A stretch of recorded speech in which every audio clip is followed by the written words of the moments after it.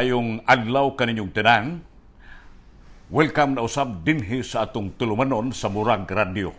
Ang atong topic karon mahitungod nining uso nga gihimo karon sa probinsya sa Sugbo, ilabi na sa atong mga kapulisan, ang pagdakop niining mga illegal nga sabong kon kining mga tigbakay nga nagpadayon gihapong gihimo sa nagkalain-lain nga mga lungsod dinhi sa lalawigan sa Sugbo, bisan pa man sa hilabihan nga pagdili niini tungod kay wa na may social distancing taliwa sa COVID-19.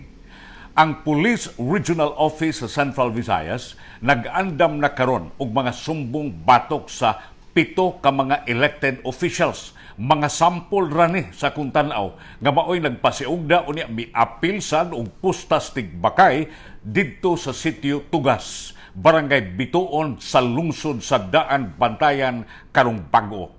Ang illegal nga buwang nga gitawag natong tigbakay, dugay naman kaayo nga kalapasan sa balaod, apan nganong daghan pa man nga mga tawo nga muapil niini. Pero yuna, sa kung pangagpas, ang ordinaryong tao nga mga sugarol usab, manigbakay rapod sila kuna ay mupasiugda niini ug kasagaran kanila mga opisyal sa lungsod o baka mga opisyal sa barangay. Sa wapay COVID-19 kung coronavirus pandemic, perting daghanang mga tigbakay nga himuon ilabi na kung dunay magpiesta. Ug tungod sa kadaghan nga tigbakay, dili na maato sa atong mga pulis ang pagdakop niini kanila, ilabi na kay ubos man sa pagproteksyon ug pagpasiugda sa mga barangay ug sa mga municipal officials. Naghisgot kita niini tungod kay hilabihan kadaghan sa mga lugar sa Cebu ang gipangrunda sa mga pulis bisan pa man sa hugot nga pagdili niini. Kay dili naman ma-observe ang social distancing taliwa sa COVID-19 pandemic. Si Gobernador Juan Garcia miingon nga adunay mga reports nga nakaabot sa iyang buhatan nga dunay daghan nga mga opisyal nga maoy nagpasiugda sa tigbakay. Labi na gani sa usa ka mayor sa usa ka lungsod. Matud pa niya nga nakailagid siyang kinsa kining maong mga opisyal. Maong iyang gipasidan-an nga kung magpadayon gani sila pagkagahi silang ilag yun kini o iyag yun kining ipadakop, bahala nagkauban pa sila sa politika. Si Brigadier General Albert Ignatius Ferro, ang hefe sa PRO7 sa Sayupa, mipaila sa maong mga pinili nga mga opisyal nga way tihik-tihik nga sila si Councilors Bernardito Luce sa Daan Bantayan, Buena Pontilla sa Tuburan ug Muman Rivera ug Abdon Kabahog sa Borbon. Ang mga barangay captains Narciso Osabel sa Maharuhay, Medellin, Arnold Arcipe sa Dayhagon, Medellin ug Rodelo Diamante sa Colonia, Tuburan.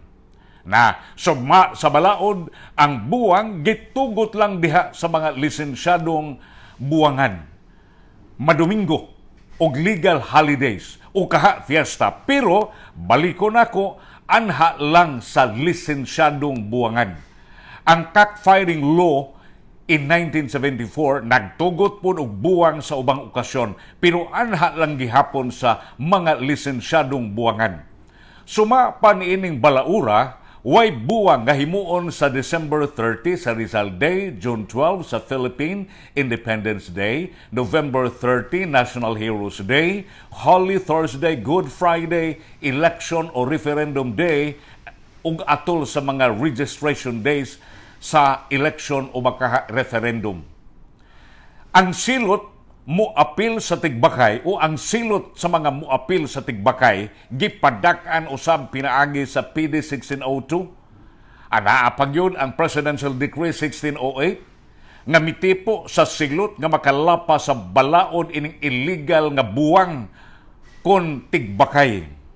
Bisan paman sa mga balaod nga magsilot sa pagpahigayong illegal nga sugal, ilabi na sa tigbakay nganong daghan pamangyod ang mga tao nga nabuang niini.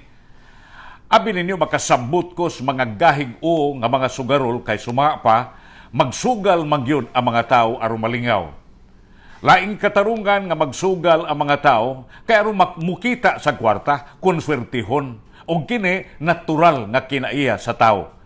O gani ni adtong wapay sibilisasyon ang mga kalihukan nag-agad sa swerte mao'y gihimo sa tao aron nga mulabaw pa sila og kabtangan sa uban.